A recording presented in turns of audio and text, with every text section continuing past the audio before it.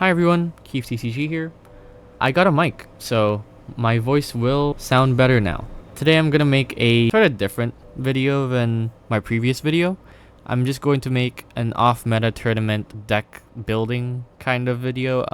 As of recording, I will have an off-meta tournament tomorrow, and I thought it would be fun to just step through my thought process of how to choose a deck and how to build a deck. I just realized that there's not really much resources online for off-meta tournaments specifically, and I don't know. I just thought it would be a nice video to make. So here I'm gonna show you the ban list for the leaders. So here it is. So the top is banned and then the bottom ones are allowed. It's a bit disorganized, but you can pause to see what specific leaders are allowed and banned. There are also like character cards and events and stages that are banned, which I will show now.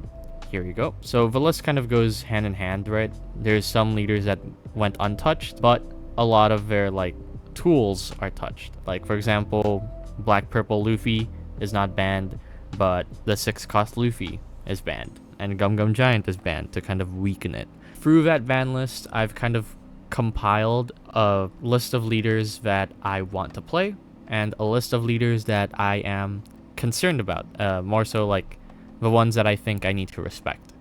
And then like in the middle here I made the missing pieces here.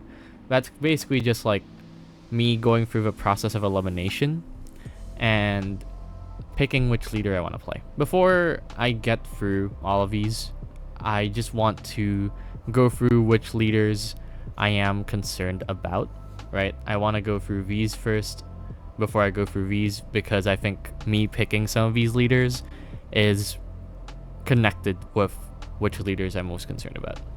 So I think Red Green Oden is a very strong card, or very strong deck. The main thing is that Red Green Oden basically has no counterless cards in their deck, and also I'm pretty sure none of their pieces got touched. It's still very strong. It has a lot of rush units, is able to go very aggro, has like their own Cavendish with Denjiro.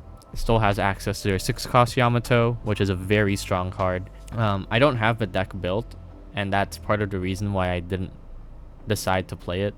But also, if I did have the deck built, I think it's still a bit too strong for an off-meta night, so I don't know. Like, it's just unbanned and untouched, so I am concerned about it. The other leader I'm concerned about is Black Purple Luffy. So I did say that Beer Luffy and Gum Gum Giant are banned, but I don't think you really need them in Black Purple Luffy when you're going against decks like, I don't know, Blue Yellow Queen. Black Purple Luffy still has some very good tools, like the 5-cost Sanji, 6-cost EB02 Rush Luffy, Frankie is still there, right? So I think it's still a strong deck, and I think it's one of the better decks that I'm gonna see.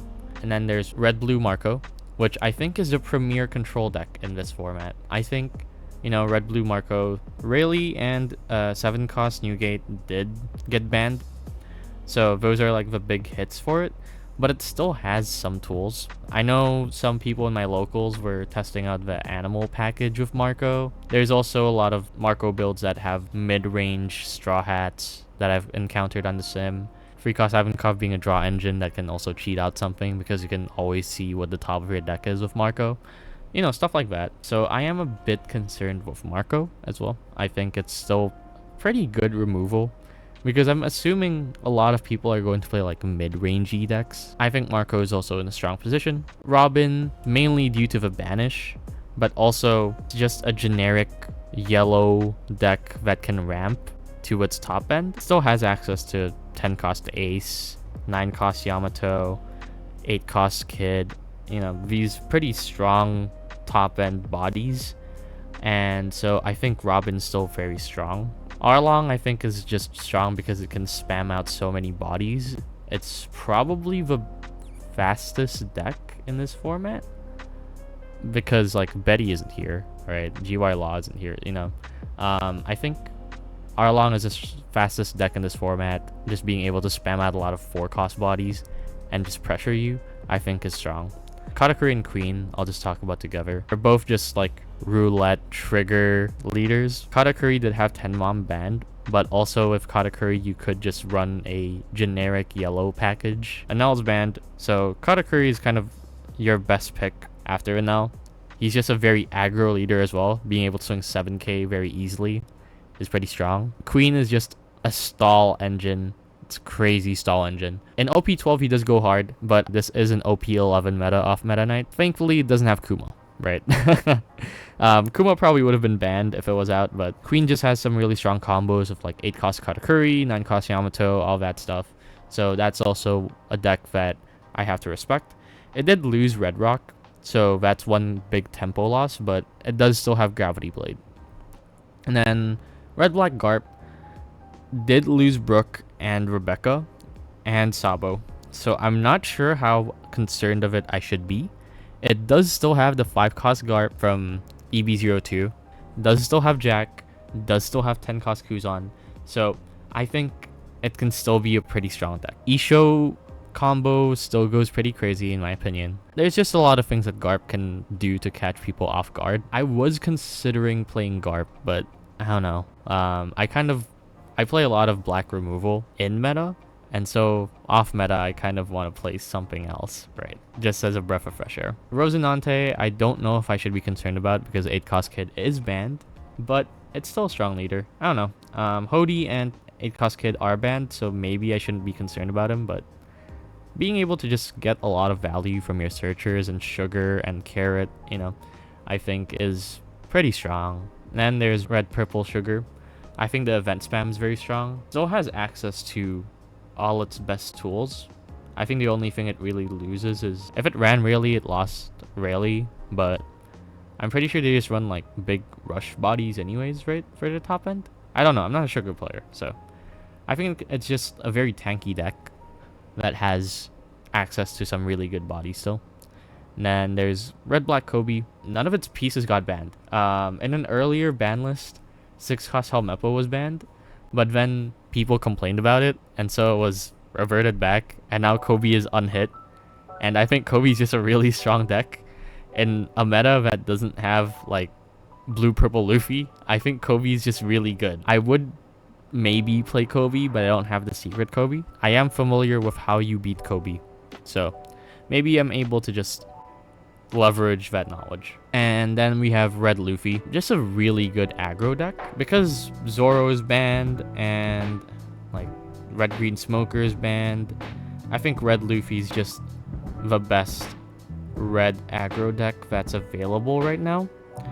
Him and Dragon, actually. Maybe I should put Dragon in concerning leaders as well, but I think SG21 Luffy can hit pretty hard. That was a pretty long preamble. That was like, I thought that was some pretty good background. The key takeaway is that there are a lot of mid-rangey aggro decks, right? With like Oden, Kobe, Starter Deck 21 Luffy, depending on a Marco build, Marco, Arlong. I started out, these are my potential picks, and I will go over them one by one, but I'm gonna go from the ones I decided not to pick first. Purple Katakuri, I decided not to pick.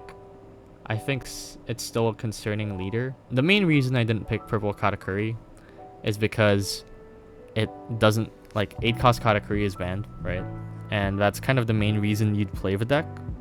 Without 8 cost Katakuri, you don't really have a good ramp target, right? Because your curve when you play Purple Katakuri is usually Searcher into Pudding into Perispero into 8 cost Katakuri. And you have like 2 cost Katakuri in the deck as well to cheat out 8 cost Katakuri. So your whole deck kind of revolves around 8 cost Katakuri. And so without it, the build would change a good amount, in my opinion. There are ways around it. Like, you can just play it around 10 cost Big Mom, or actually, let's just check. I'm just gonna open this card list. Let's see what Big Mom pirates there are in purple. Kaido Linlin, I guess, but you don't really have like a good target is a thing, right? Like, you don't really have a good ramp target that isn't Rush Mom or Kaido and Linlin. I think can still work, it just feels a bit awkward. I think I should probably put Pudding here too, but Pudding does have more options. Yeah, I wasn't considering Pudding. Or maybe Pudding was banned. Let me just double check the list here real quick. No, Pudding is there. Okay. Pudding should probably be in concerning leaders. Mainly just because Pudding has free ramp, right? Similar to Robin. But Pudding has access to all the yellow Big Mom pirates. And even then, it's like, okay, you ramp to this 8-cost Katakuri. You ramp into the 7-cost Linlin. Pretty strong card. 6-cost Linlin's also a pretty strong card, but you're losing your card advantage if you play 6-cost Linlin. So, like, I think the Big Mom Pirates leaders are still strong, but they're kind of like, they're lacking enough where I don't really want to play them. I think it's still concerning leaders. I'll just put in missing pieces though. I think yellow Linlin has the same issue there, where Linlin and Katakuri are both just like trigger heavy decks. I'm gonna put Linlin in concerning leaders as well. I think there's builds that definitely work for it, but when I play Linlin, I like playing Homies build, and without 10 cost Big Mom, Homies build just feels really weird, so I'm not gonna touch Linlin. I also don't like just playing generic good triggers and then just stacking my life with generic good triggers. Other cards, I tested out Starter Deck 14 Luffy. I think Starter Deck 14 Luffy is still very strong, right? You still have this 8-cost Garp here that is very strong in your deck. You still have your Sanji. I was talking about Sanji earlier with Black Purple Luffy, but this 5-cost Sanji is meant for Black Luffy. The deck just feels kind of awkward to me. Or Rebecca was the main thing, really, just because Rebecca allows you to deck build a certain way with Black. Kaido is one that I also decided not to play, mainly because I don't actually have 10-cost Kaido, and I know he's not a staple, but I really like playing 10-cost Kaido. You know, like when I play purple Animal Kingdom Pirates, I want to play 10-cost Kaido, and I just don't have him in real life, and I don't really want to buy him just for an off meta night. So that's that's the main reason for me. Dofi, I have the most fun playing Dofi when I'm playing Birdcage. I know there are builds that work, right? But I really like playing Birdcage, but Birdcage is banned, and so I decided not to play Dofi because of that. And then Zoro and Sanji is gonna be in concerning leaders here. So the reason why is I've been grinding Zoro and Sanji at locals recently. I'm probably going to make a video about it later, and I am planning on playing Zoro and Sanji in 12 among other decks. But the reason why I'm not playing him is because, first of all, I didn't even know that he was not banned. Like, this is a leader that probably should be banned. Like, it went 2nd place in a championship and could have won it. It's a strong leader. And so I asked my friend, because I'm basically just lending a deck from someone else to play Zoro and Sanji, because I helped them complete their deck, and I was like, okay, I'm not going to buy a whole other deck. I'm just going to borrow my friend's deck. And I asked him, like, hey, should I play Zoro and Sanji? I was like, no, that's too good. I was like, okay, I won't play Zoro and Sanji. So there we go. That's the entire reason why I'm not playing Zoro and Sanji. And so we're left with 4 leaders here. We have Foxy, Red Green Law, Rebecca, and Vivi, right? And first of all, I don't think I'm going to be playing Rebecca. And the reason why, I'm going to put Rebecca and Vivi in the same category. But the reason why is because I have not played Rebecca in a while. Last time I played Rebecca was OP09, I think. Yeah, OP09. So, like, right before the Dressrosa support. I know. I was going to play Rebecca OP10, but then I, like, got sucked into the Usopp hole, and that scratched my Dressrosa itch. I tried out Rebecca again, and there are, like, a lot of builds actually don't use 4-cost Rebecca anymore. So the ban of 4-cost Rebecca doesn't actually make the leader bad. The main reason is because I tried piloting Rebecca. I can still pilot it, but I can't pilot it confidently enough. I am still pretty bad at Rebecca, to the point of, like, Oh, I just sometimes die because I brick up. And that's just because I don't know which cards to draw and which cards to cycle. I'm also not confident enough to play VV for that same reason. It's been a while since I played VV. I think Rayleigh ban was also pretty bad. Like, Rayleigh and Red Rock ban were both pretty bad for VV. Those are two very important tempo drops for VV, right? Foxy or Red Green Law are my last two picks. And out of these two, I think I'm going to play Foxy. But also, I might change my mind last minute. Yeah. For now, just assume I'm going to play Foxy. Because I think he does pretty well into these concerning leaders. And yeah, no, I just find it fun. Okay, so I lied. I decided just going to play Red Green Law. And the main reason was I had Red Green Law and Foxy built. But someone in my locals did not end up building an off-meta deck on time, so I decided to lend them my Foxy deck. The ability is right there on the screen if you're not sure what he does. This isn't a deck breakdown, so I'll just go really quickly. You just play a lot of low-cost bodies like this Otama, Makino, Chopper, Nami, you know, all these 1-cost, 2-cost bodies. And then once you have a full board of these low-cost bodies, you start using your leader ability to then play out these bigger cost bodies like this Law, this Luffy, this Law, all that, right? This is a very aggro deck, but it's also a very, I guess, tempo-ish deck. You're just drawing a lot. Your main shtick is you can play searchers like these Namis and Kid and Killer. You play these searchers, draw a card, and then you bounce them using a leader ability. You also have cards like Otama that gives your opponents minus 2k, and Makino that gives plus 3k power to your Nami searchers to just be low cost bodies that have pretty good on play utility, and then you just bounce them back to your hand immediately so they don't die and you still get their counter value, right? So that's the basic shtick of the deck. This is your strongest card in my opinion. 5-cost blocker that bounces a low cost like this Nami or this Kid and Killer, and plays out a free cost, which is either this Sanji, a 6k body that draws you a card, very good, draws you a card on KO, sorry, or this Zoro, that's a 5k body that's an immediate pressure or fresh, right? So you play a blocker and you play a pressure body of some kind. You also have this 5-cost Luffy that's unblockable, very good finisher, and this 5-cost restand Law that is able to restand this Luffy or this Zoro or this Law to end games better. The only reason I have 2 of this Law instead of 4 was because I didn't have a playset, but I have since fixed that. There's also some like tech quote-unquote choices here, like Monet and Mole Pistol, and the reason why I have these 2 cards in the deck is because I didn't really have better options, right? If I had 4 Laws, I wouldn't be running one of these 2. Like, I'd cut, right? Monet is a pretty good utility low-cost body that you can play. You can then rest and attach the 2 Dawn you used to play her, and then immediately bounce her with leader ability.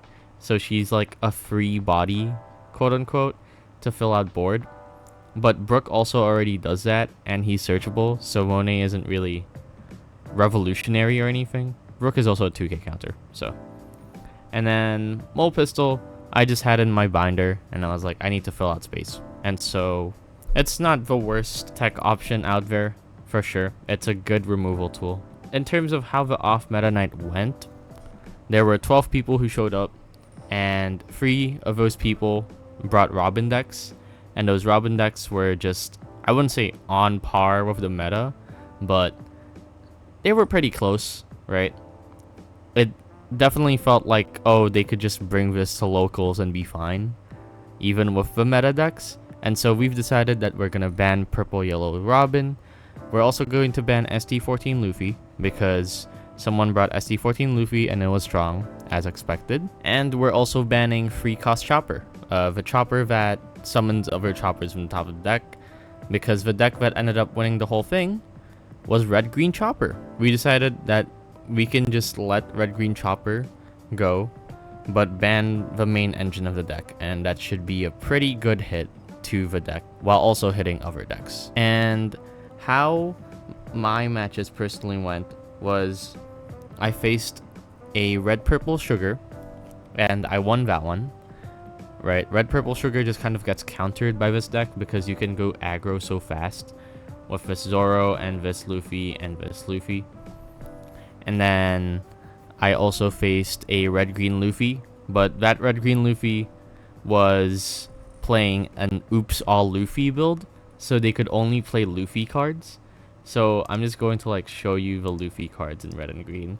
They just had this Luffy, they had it was OP11, so this Luffy wasn't a thing yet, but there was just like a bunch of Luffys. This Rush Luffy just is really strong, and of course this Rush Luffy is really strong. They also had like any Gum Gum cards are fair game, so they just drew all of their mole pistols and my board just got decimated. Right, so they also had like, I did a really major misplay where I could have used leader ability, but they used the Red Hawk and they wiped something from my board, so I couldn't use leader ability anymore. You know, just stuff like that. And so I lost because of that. My board just got wiped a bit too much, right? And then the third match was actually the guy who I lent my Foxy deck to. So I knew his entire list and I was able to just play around it. I knew what every single card did, and I just played it. After the off meta night, I decided that I wanted to play Red Green Law a bit more, so I decided to borrow Cavendish's from my friend and upgrade this deck. I just added 2 more of this Restand Law, removed one of these Zoros, Mole Pistol, and Monet, and then I just added Cavendish, right? And I think I also removed some, I think I removed this Luffy entirely, and then I just added in a Bonnie as well.